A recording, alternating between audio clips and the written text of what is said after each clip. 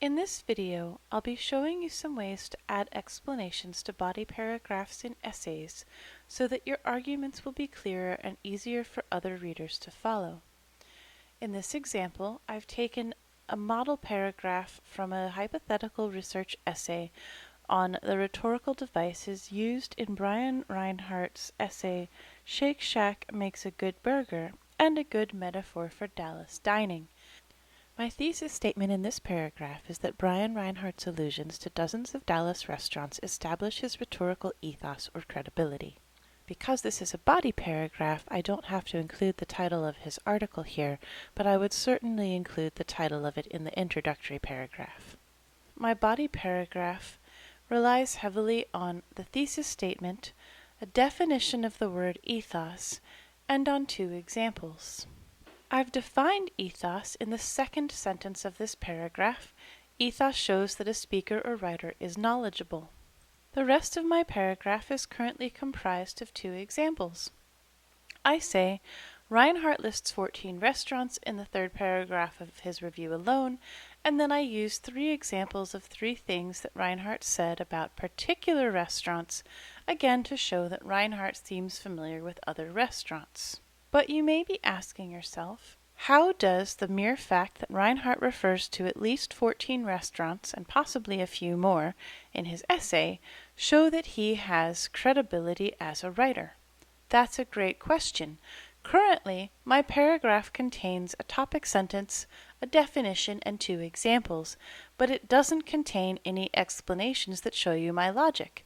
And if you do think my logic makes sense, that someone who's gone to at least 14 restaurants certainly should be a reliable food critic and somebody whose opinion about Shake Shack I should trust, that still doesn't exempt you from having to use examples in your own writing. One of the main purposes of writing is to communicate our ideas clearly to other human beings, and not every human being is going to come from the same perspective that we come from.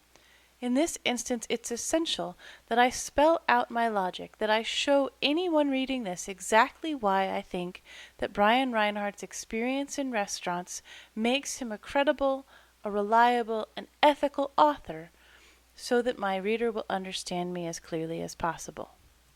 If I have never been to another burger joint and I walk into Shake Shack and it's my first encounter with a hamburger of any type, my response to it's going to be very different than if I'm a person who enjoys McDonald's, or if I prefer more upscale burgers, or any of a number of different backgrounds. Brian Reinhardt, as a food critic, has gone to an incredible number of Dallas burger joints, more than I think I could go to in probably a year if I happened to live in Dallas, particularly since he doesn't even count multiple versions of the same chains as the same restaurant.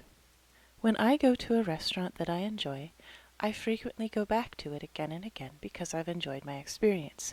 Brian Reinhardt seems to do the opposite. When he goes to a restaurant he enjoys, he continues moving on to other restaurants so that he can get a fuller perspective of the restaurant scene in Dallas. And this is one reason that he's a reliable, ethical narrator in his Shake Shack article. So in these 2 sentences, I've spent a lot of time talking about Brian Reinhardt's knowledge, how much he knows about the Dallas burger joints that he describes in his article, and I'm explaining why I think that increases his credibility as the writer of this article on burgers. Brian Reinhardt's experience tasting burgers across the entire city of Dallas gives him authority, experience, knowledge, credibility, ethos, and these together make him a reliable source, an ethical source for this essay. But Reinhardt isn't just familiar with these restaurants. He hasn't just gone into each of them and eaten once. Instead, he actually remembers what he ate in each restaurant, and he's able to compare the burgers of at least 3 of them with the burgers and the other food products in Shake Shack.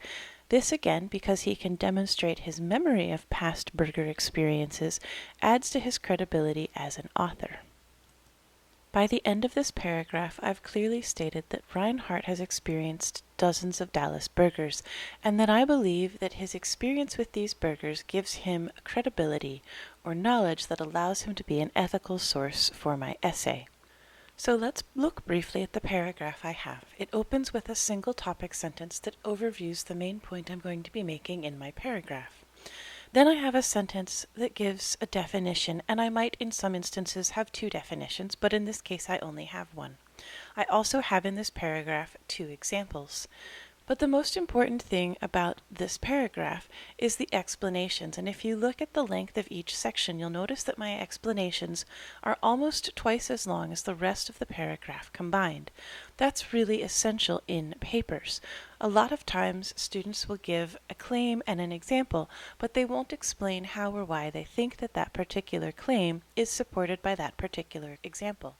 In general, make a claim, give an example, and then add one, preferably two, possibly three sentences, or at least complex clauses, that explain exactly why that example is relevant to the claim that you've made, and why your reader should be able to understand that connection. These explanations are at the heart of writing clearly.